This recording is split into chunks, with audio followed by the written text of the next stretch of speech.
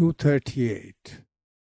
Sukha dukkhe same kritva. Sukha dukkhe same kritva. Labha labhau jaya jayau. Labha labhau jaya jayau. Tato yuddhaya yujyasva.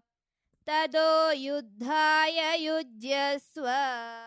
Naivam papamavapsyasi. Naivam papamavapsyasi. 238.1. The meaning of the words of the shloka. Sukha dukkhe, happiness and sorrow. Same, equal. Kritva, having made. Labha labhau, gain and loss. Jaya jayau, victory and defeat. Tato, tadaha, then. Yuddhaya, for battle. Yujyasva, you get ready. Naivam, that is na plus evam.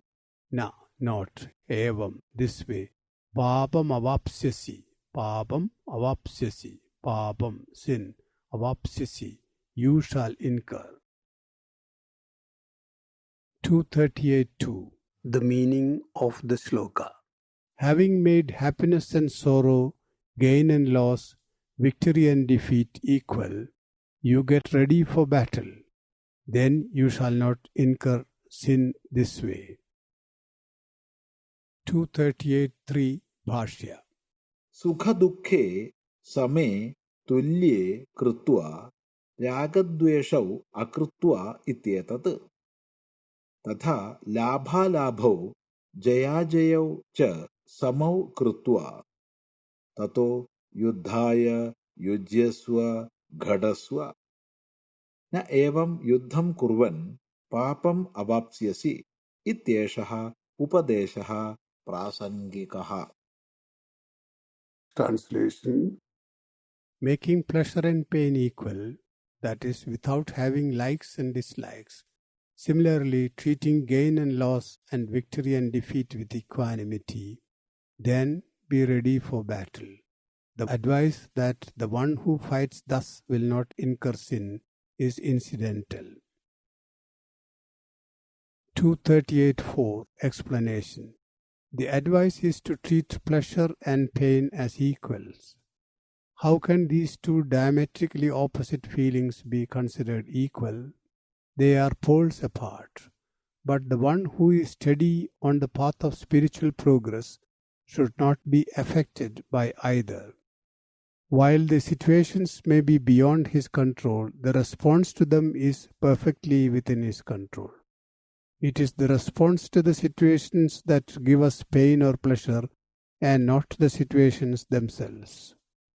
Great men have endured even physical injuries without being agitated over it. Gain and loss, pain and pleasure are all external, relative, and temporary. So are likes and dislikes. Attachment to any of these leads only to further bondage. It is not karma that binds us, but the likes and dislikes and the desire for results. A person doing his duty without caring for the result does not get bound. Here the duty of Arjuna is to engage in war. If he does that duty without any attachment to results and without caring for likes or dislikes, he would not incur sin.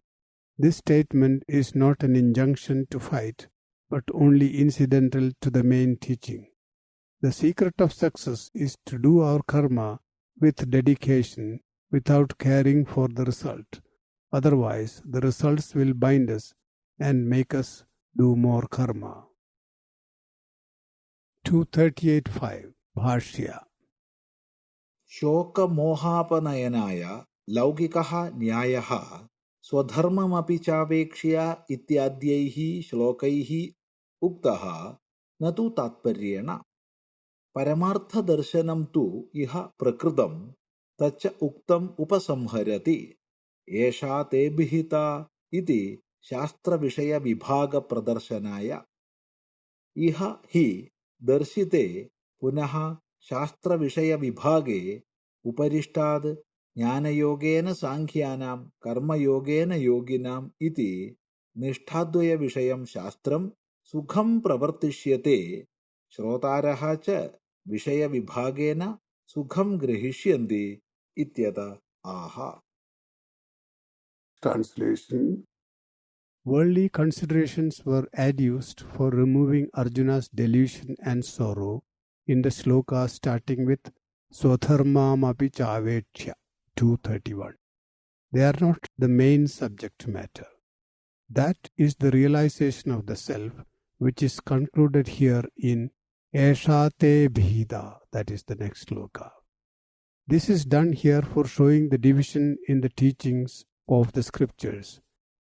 By making this distinction, the twofold teaching which is going to be expounded as, quote, the Sankhya's by the path of wisdom and the Yogis by the path of action, unquote, Shloka 3.3, is well facilitated. The listeners will then grasp it easily. Therefore it is said. 238.6 Explanation. The Acharya wants to remove any possibility of the readers taking this to be the main teaching of Gita.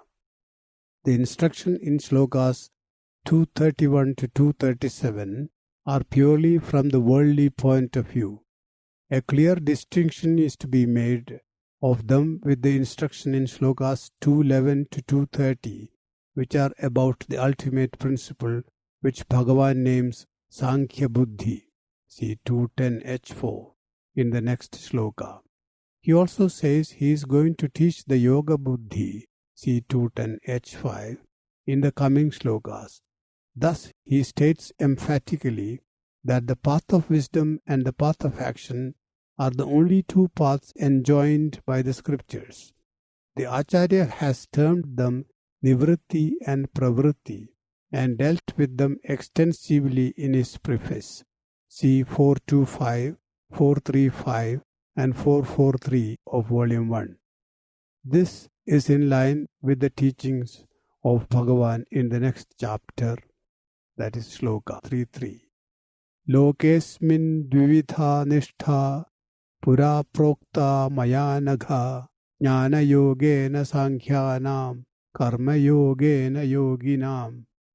O sinless one, it has been said by me long ago that in this world there are two types of steadfastness, through the path of wisdom for the Sankhya's and through the path of action for the Yogis.